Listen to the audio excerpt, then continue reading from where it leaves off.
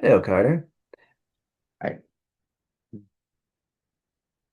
So, what we're going to do is use a hypothesis test to test the claim that when you spin a penny, right, as opposed to tossing it, when you toss a penny, there's a 50-50 shot of it landing heads or tails, right?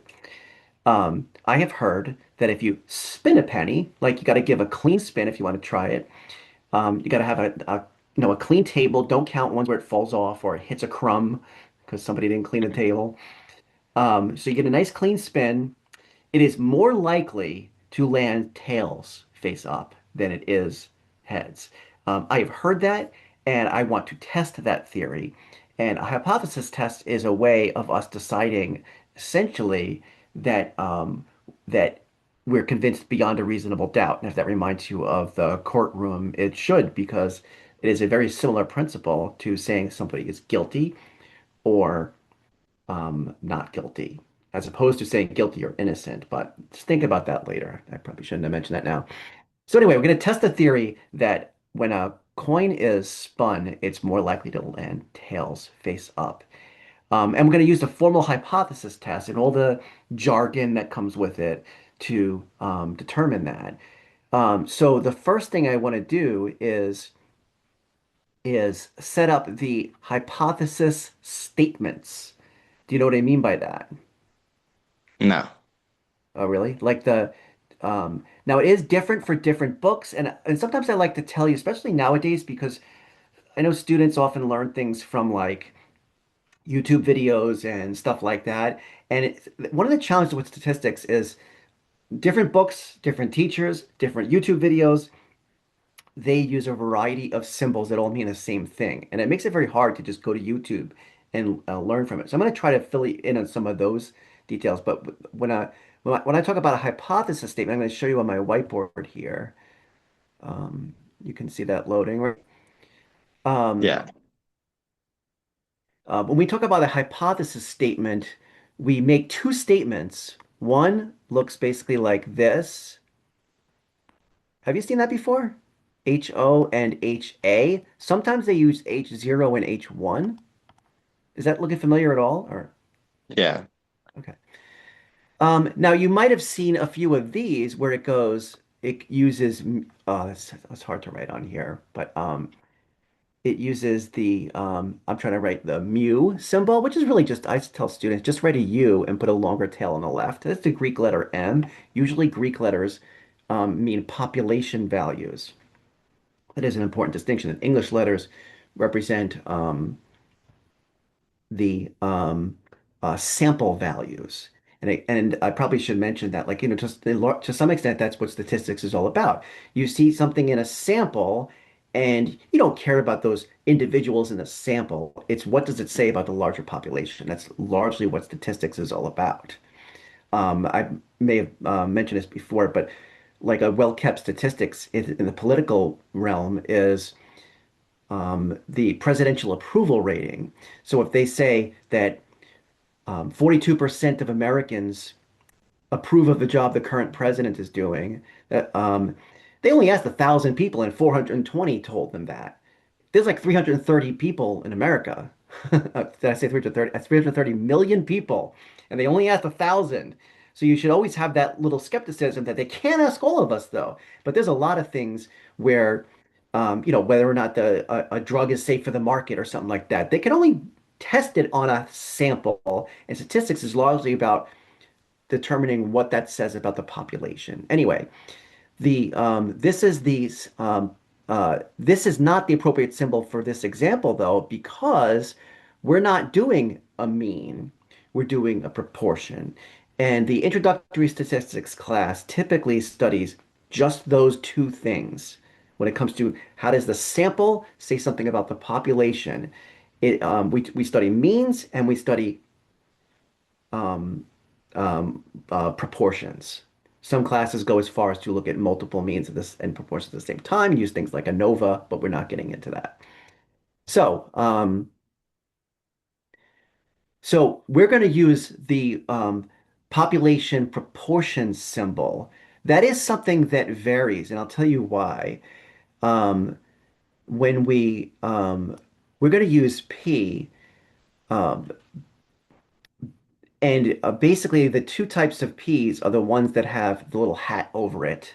Have you seen that before? The P with a little hat over it? No. P-H-A. Uh, so I'm literally spelling P hat.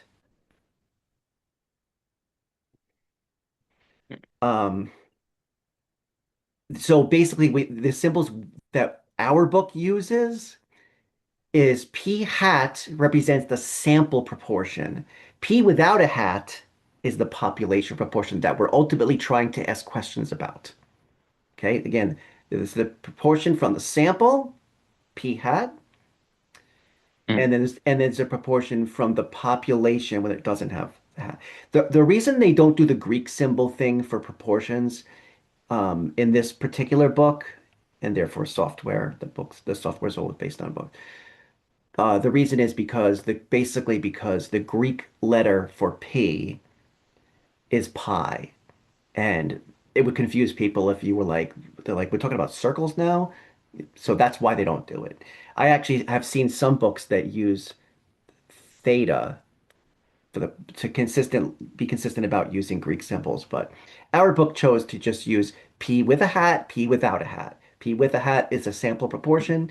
P without a hat is the population proportion. So our hypothesis test, or what we're trying to ultimately determine, is whether or not the the population proportion, which is the the proportion of times you would get tails if you spun a penny.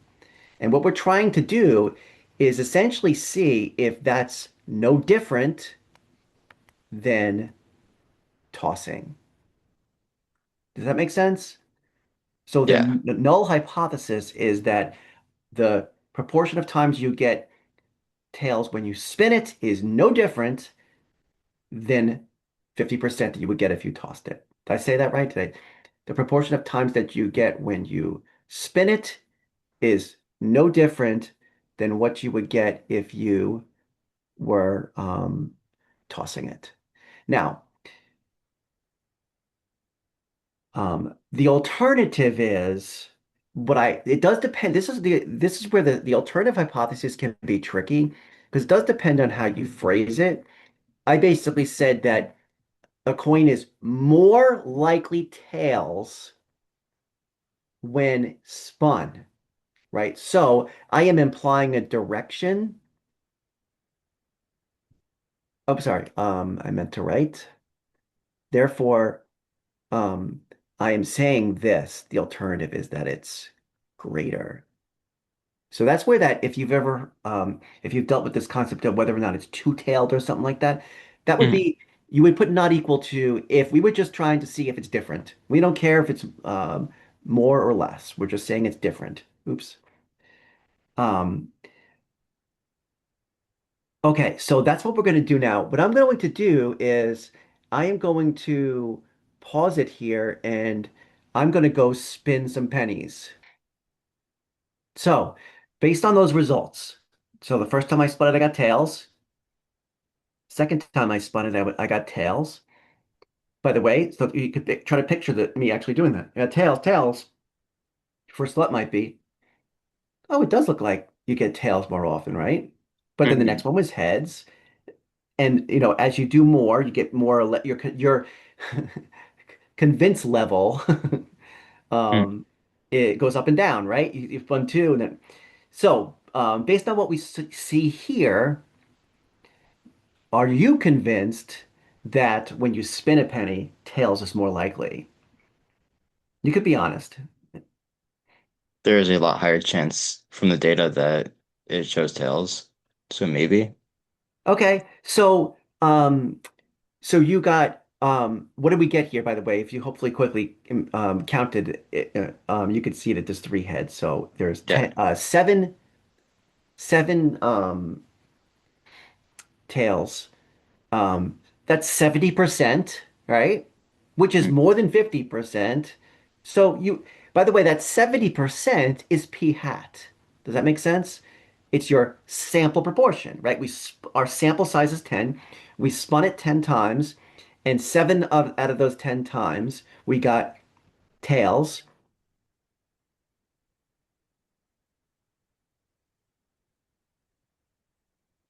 So it's fair to say that it's more likely, but could you also see somebody saying, well, you only spun it Hmm. 10 times. That's not that convincing, right? We could easily get 7 out of 10 tails just randomly, right? Without it Yeah. actually being true.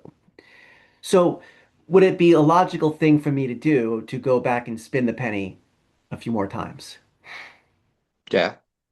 All right. I will do that. I will pause it and I will go spin the penny 10 more times. And I'll be right back with that, with those results. Okay. You have any questions so far? You understand what I'm doing? Everything seems pretty simple so far. Okay. All right. I'm going to pause it.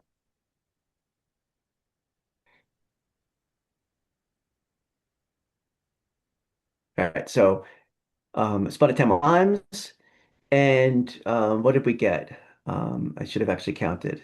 Did you get a chance to count them? No, you haven't. I could actually probably better off 1, 2, 3, 4, 5, 6, 7, 8. Okay. So I want to take a moment here and see. You can just jot it down on your paper, whatever you want to do. So we got 12 out of 20. Mhm. So what is our p hat? Do you know, by the way? What is our p Um, hat here? that's the sample proportion. Right. So, Yep. So what is it? Do you know what it would be here? um, It's very important, and a lot of people might not know that yet. And I'm going to be sharing this recording, by the way.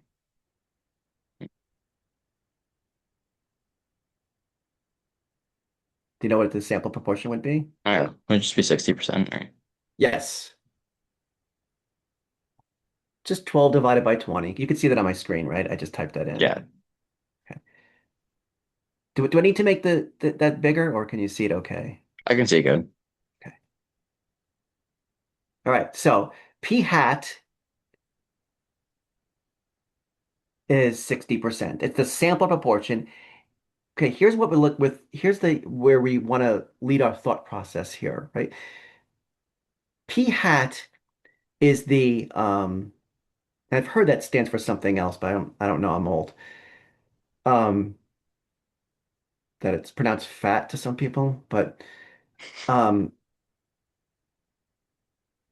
that's you have to understand that you're that as we started talking before about how 7 out of 10. Well, you only spun it 10 times, so 70% is more than 50%. But I wasn't convinced because I didn't spin it enough. Okay, now I only got 60%, but I spun it more. Mm. A hypothesis test is essentially all about weighing those two ideas at the same time. Because so far I've only spun it 20 times. That's more than 10, but but I only got 60%. So what do you think I'm going to um, do now? Well, if I spun it more, you'd be more convinced, right? Yeah. I'm gonna go spin it more. I pause it right now, and I'll be back. All right, sorry about that. All right, so I spun it a total of 100 times. Um, I want to know how many times I got tails. Not going to sit here and count it. There are tons of tools in Excel for finding stuff like that. I actually, if you know the function, you could just type it equals and type it in. But if you don't, in case you don't, you could do, it's a very common one that I use, but you could type the description. Like, for example, you could just type the word count and it'll give you a bunch of counting types there's all these different ones. I don't know what some of them are even. But the one that says count if, read the description, counts the number of cells within a range that meet a given condition. That sounds like it, right? Do you see what I did there? By the way, I went to formulas, insert function, and it gives me this menu. So I click OK, click the range. So you just tell it where the data is. You can actually click on the column heading if it's all data. That's what I'm clicking, or you could highlight it all. So the range shows, you see how it's all in quotes actually? Whenever it's text, it gives it quotes, meaning with letters instead of numbers. So you do have to include the quotes in your criteria, but you simply type this, quote T, quote, and it's going to tell me. Look, it actually previewed it right there. See it? Hmm. Yeah. There were 60. Right? So um, out of 100, my proportion, my p hat is pretty easy, right? It's um, 68%. yeah, very good. Yep. Sample proportion again, let's review the terminology, right? Um, we have um, a proportion of a sample proportion, the p with the hat over it, of um, zero point 0.6. Proportion and percentage is the same, right? Sample size now of 100. Now here's what you want to think. Remember when we spun it 10 times and got seven tails, we were on the fence, right? About whether or not Hmm. we spun it enough. We spun it more. We still got more than 50% tails, but we had more data to go by. So maybe we're saying, okay, maybe that's enough. How do we feel about 60% based on 100? Is 100 a lot of spins? Certainly a lot more than 20. Yeah. Definitely a lot Would better than other two. right. So you feel better about the my claim, right? That in fact the last time I did this, I got 67 tails. How do you feel about that? Even stronger, right? Yeah. Um so the point is we don't really know, like there is no absolute rule, right? But do you see why it would be useful to know? This is really the key now. It would be useful to know how likely is it to get 60% or more tails on 100 spins just by chance. Because if that probability is very, very unlikely that happened by chance, wouldn't it be logical to conclude that it didn't happen by chance? It happened because spinning pennies is actually more likely to land tails. That's what this is all about. That's what a hypothesis test is all about. So, the first thing I want to ask you before I do a hypothesis test, I'm going to use the data we have now. 60% of 100 spins were tails. I'm going to perform a hypothesis test to see how likely or unlikely that would be to just happen by chance. The first thing I have to do, though, is consider whether or not my sample size is large enough. Do you know if my sample size was large enough? Yeah. I would say it is. Now, is there an actual cutoff? Like, what is it that subjective, or is there a number you've been given where they say this is how big your sample has to be? In order to let me actually say this too. In order to do a hypothesis test, you actually need a sampling distribution that is normal. So, do you remember hearing about a criteria they gave where we can make that assumption regardless of the distribution of the data? Do you remember hearing that your sample size needs to be at least 30? Yeah. Okay, that's not what we're doing here. Um, that's for means, though. Was kind of a trick question in the sense I wanted you to see that that's the same principle here. For proportions, there's a little bit more to it. For proportions, you don't just say is my sample size 30. You say if, let me see if I can write on here. You say if um, n times P, this is how this book uses it. P naught is just the P that you're comparing it to is at least 10. That's sort of like the 30 rule for means, but for proportions. It's a little bit more to it. So for here, it's going to be 100 times P naught is the hypothesized value. So basically, the number you wrote in the null and alternative hypothesis was zero point 0.5. So of course, 1 minus zero point 0.5.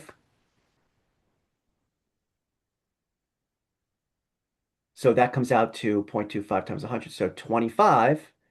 So in a sense, that's greater than or equal to 10. We can do a hypothesis test. We could, by the way, we could not have done that with only 20. You would have found that it does not come out to 10. Okay. Okay. Anyway, all that is just to say a hypothesis test should be valid. It's like saying if you were doing a mean, your sample size is 30. But for this, we're saying that it's a big enough sample size. Okay, so we're going to do hypothesis test. Again, the null hypothesis is that the true population proportion is no different than if you were to spin it. I mean, toss it. We're comparing that to the alternative, which is that spinning it is actually bigger, higher proportion of the time you should get tails. That's what we're testing. Do you know what to do next? It's okay if you don't, but you could just say it. You know what to do next? Yeah. So what you want to do is compute the z-score. You may see different varieties of z-scores. This is actually on the formula sheet. I want to use their notation. Um, but a z-score, um, it may look different, but I'll explain it in a moment. Just want to write it down all over and make sure that's okay. Um, Remember that a z-score is basically in its most simplest terms, a z-score is um, how is a measure of how far away a value is from its mean relative to its standard deviation. Now, it doesn't quite look like that, right? I didn't even use the word standard deviation. I didn't even use the word mean because when you're doing a proportion, it doesn't quite come out the same. It's but the mean for for a proportion though is the proportion minus the hypothesized value, which would be that, over the standard deviation, though, of the sampling distribution. So hopefully you saw this when we did a previous section. So this is a sampling, this is a standard deviation of a sampling distribution. It's not all that's not quite that important that you understand, but you do understand that we're gonna plug these things in and get a z-score that tells us how far away the mean, the proportion is from point 0.5. So we're going to do 0.6 minus 0.5 over the square root of 0.5 times 1 minus 0.5. So I'll just write that again over 100. Give you a moment to compute that. Do you have a calculator with you, Carter? Or Yeah. do you want to see what you got here? Sure.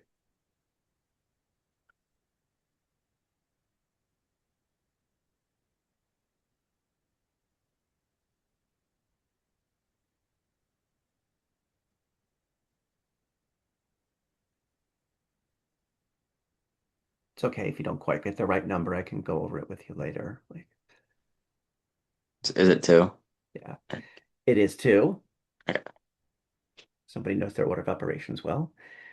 Um, but notice I'm going to write 2.00, which is of course equivalent. Do you know why I'm writing that instead of just 2? No. Okay. And I'm going to show you why. I think I have to clear this though. So everybody understands, you understand why the z-score comes out to 2. And everything clear so far? Mhm. Because I need to go to, need to share a different screen here. I need to go to this deal. Looks familiar, right? Yeah. So the reason yeah, it's kind of a clue. Anytime you see a number rounded to two decimal places, like that should be kind of a clue that you're dealing with a z-score. So I'm going to go to 2.0 and then zero point 0.00 because it came out to that exact number. Does that make sense? So here is my probability, zero point 0.9. Again, this might be different in different books. So you do have to kind of know. This is a clue up here. It tells you this is their way of saying that the number they're giving you, this Mm. number 0.9772, maybe jot that down somewhere, is the area to the left of that z-score. So what we really have here is, so we have the mean of zero point 0.5. The 2 is over here, 2.00.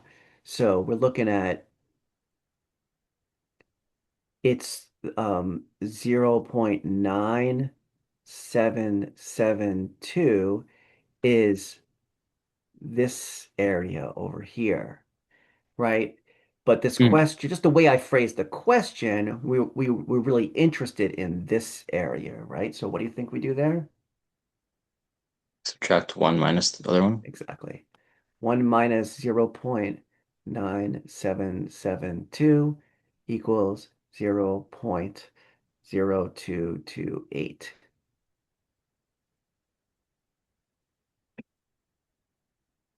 Any questions before I move on from that? No. Okay, now, 0 point, so 2%, right, is what? 2% is is the probability that on 100 spins, you would get 60% or more tails just by chance. Meaning if spinning a penny was no different than tossing a penny, you get heads either way.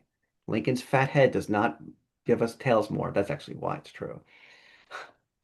Um, the probability that you would just get it by chance, right? Because it could happen, right? You could get 60 or more tails, even if you were tossing a coin, even though that is 50-50, it could happen. It will happen about 2% of the time. Because it's so unlikely, though, to happen just by chance, isn't it reasonable to say, no, I am convinced that spinning a penny is more likely to yield tails? Yeah. Sure. No. That, by the way, is that number we just computed has a name. That number is the p-value. So what a p-value is, it's the probability that what you observed in your sample or something more extreme Mm. would happen just by chance. Because isn't that a logical phenomenon in life, right? You observe something and say, well, that's very unlikely to just happen. But it's almost like I mentioned earlier about the courtroom setting, right? Yeah, it's possible that the victim's blood found its way into your car. Mm. But it's very unlikely. And in the courtroom, we say, well, it's beyond a reasonable doubt. And then we say, therefore, we think you're guilty. But at the end of the day, it is actually possible that, Mm. you maybe um, maybe the victim was a burglar and stepped in, his own blood and dripped it when he was trying to steal your radio or something. It's possible, right? So, that's what a p-value is all about. Now, do you have any questions so far? Let me see if I can go Oh, back yeah. to. Now, I think I'm going to ask a question for you. You're going to say, I guess I can't pull back. I guess I have to start a new whiteboard. Um, I'm just gonna clear it. No, I want to start a new whiteboard. Sorry. Stop share. It would be a reasonable question to say, what about all that null hypothesis stuff that's familiar, right? Yeah, we talked about that a little bit earlier. Yeah. The null hypothesis. Oops. Let me do that.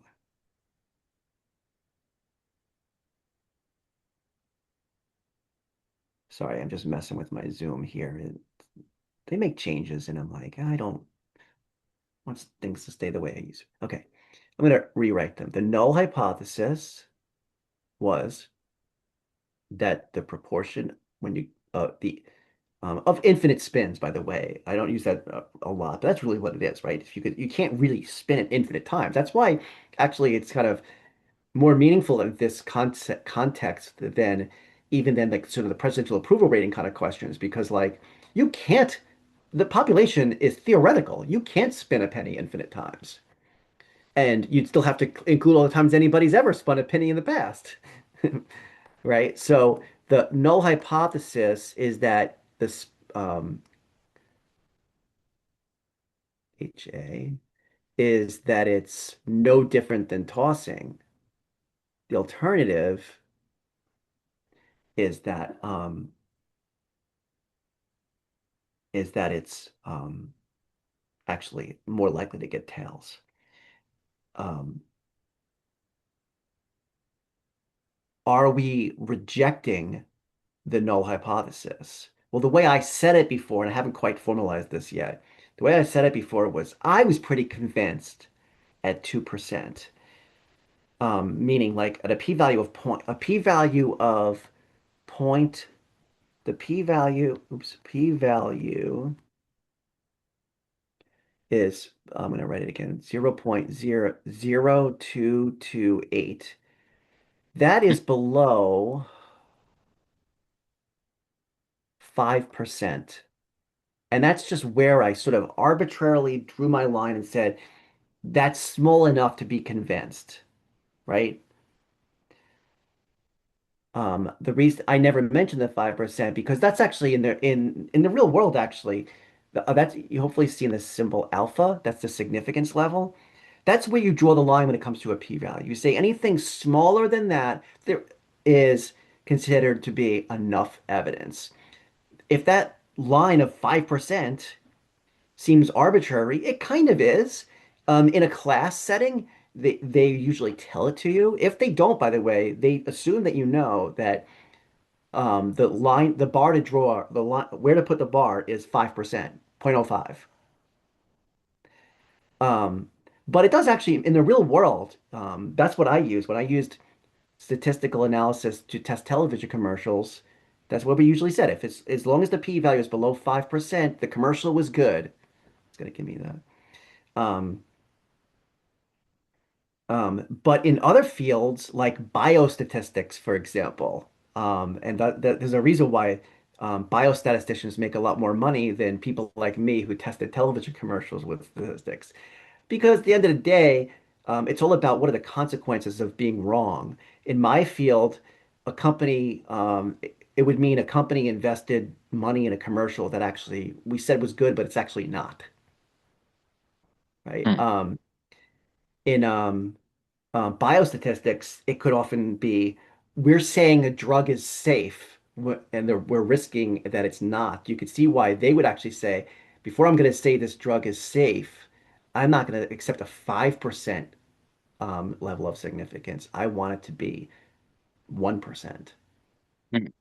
And they would actually say, nope, go back and start over, like go back and collect more data. Your p-value wasn't small enough. That sort of thing. I'm kind of generalizing. Yeah. Um, but again, the one other point I want to make, when your p-value, the bottom line is when your p-value is small, I didn't say this yet, you are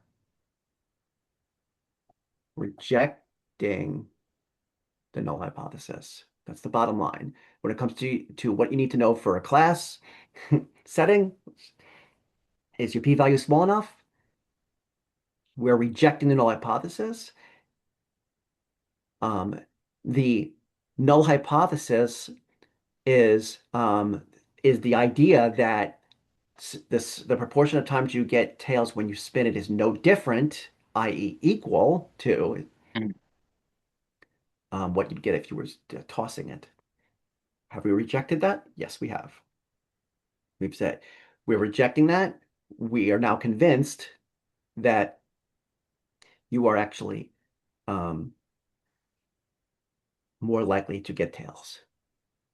That's the bottom line. And by the way, that's a little, you might notice that on some of the questions, sometimes they say reject the null hypothesis, uh, reject the null hypothesis. There is not enough evidence of the alternative. Those can never be. If you're rejecting the null hypothesis, you are supporting the alternative. The Mm. other option is like not guilty. You are failing to reject the null hypothesis. You don't have enough evidence of the alternative. Okay, so be careful when they try to trick you with giving you the different options. Any questions so far before I do want to show one last thing is how to do all this on Excel, No, on the not Excel really, sheet that no. you provide. Okay. Um, how do I get out of sharing my screen here? You see my screen right now, right? Yeah, the whiteboard. Yeah, the whiteboard. Okay. So the Excel sheet that we provide that for this would be the one that says hypothesis test. Going to share that. See, so that basically it replaces the part where it replaces the calculations. You don't have to compute a z-score. You just go to the right file. The hard part with this, and this is true regardless of your, I'm sorry, one second. Sorry about that. I'm just gonna try to, I just close the door. Hopefully that helps for a bit because we're almost done. I want to Okay. wait till whoever dared walk through our neighborhood. Um, so where was I? Oh yeah, I was going to show you how to do it on our provided Excel sheet. So it basically just does the calculations for you. And I'll tell you right now, even in the history of statistics class, the calculate by this point, the um, the calculations are not the hard part. And that's really where you have to realize. So the fact that Excel, I do worry sometimes that students that are like, wow, I just put numbers here and it's not hard. By this point of the course, the calculations are not the hard part. The hard part is knowing which type of test you're doing. Are you doing confidence intervals? Are you doing hypothesis, doing proportions and means? You got to get that all straight. So once you realize it's a hypothesis test we're doing, I'm going to go to the Excel sheet that we provide and just put the right numbers in. Now, notice it says sample mean. Okay. Well, Mhm. why am I not? I'm going to use a different tab because this isn't about mean.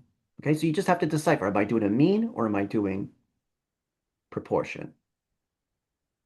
Okay. So when doing proportion, I'm going to type in um, zero point 0.6, remember p hat, right? Mhm. Population proportion basically means, so you're going to change the values that are in there. Population proportion is basically saying the that p naught thing I mentioned, where it's like the number part of the null hypothesis, you could say. So it was zero point 0.5 because we're saying more than 50% chance. Our sample size was 100. Level of significance, it defaulted to 0.05. So we're going to leave that.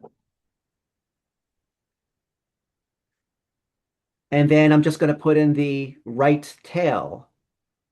Just literally type the word right because we were Mhm. talking about it being more than, right? So I click Yeah. enter and here's my z-score. Here's my more precise p-value.